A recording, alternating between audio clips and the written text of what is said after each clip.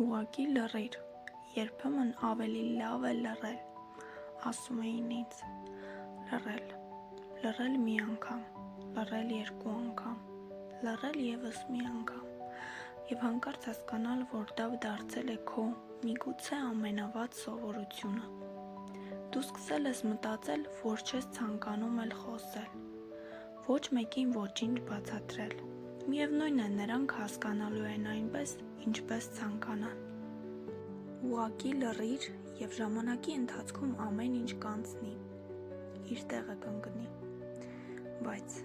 շատ հաճախ դա այդպես չէ։ Եթե չխոսես, դիմացինը չի հասկանա, թե ինչ ես մտածում դու։ Երբեմն դու էլ չես իմանա, թե ինչ ես մտածում։ Խոսիր, մի վախեցիր ասել սեփական կարծիքը։ Դու կարող ես ասել բաներ, որոնք սխալ են, և դա նորմալ է։ Կարելի է ներողություն խնդրել և նոր բան սովորել։ Մի վախեցիր ասել այն, ինչ մտածում ես։ Քո կարծիքը ևս կարևոր է։ Շատ կարևոր է չվախենալ լինել այնպիսին, ինչպիսին կաս։ Մի փորձիր լռեցնել ինքդ քեզ զուտ նրա համար, որ վախենում ես։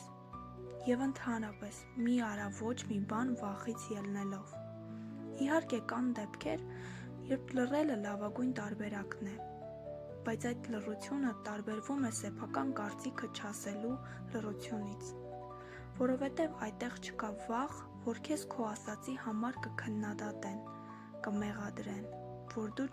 քո ասածով չես համապատասխանի ուրիշների սպասելիքներին։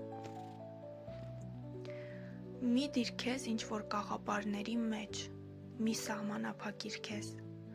Մարդը իր էությամբ շատ գեղեցիկ է, յուրօրինակ, տարբերվող, բայց երբ նա փորձում է լինել ինչ-որ հստակ ձև, նա իրեն զրկում է իր յուրօրինակությունից և շատ ավելին լինելու կարողությունից։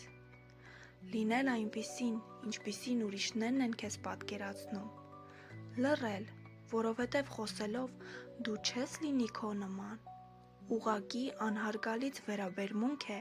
քո սեփական անձի նկատմամբ։ Սկսիր սիրել ինքդ քեզ այնքան, որ չվախենաս խոսել։ Սկսիր սիրել ինքդ քեզ այնքան, որ չվախենաս լինել իրական։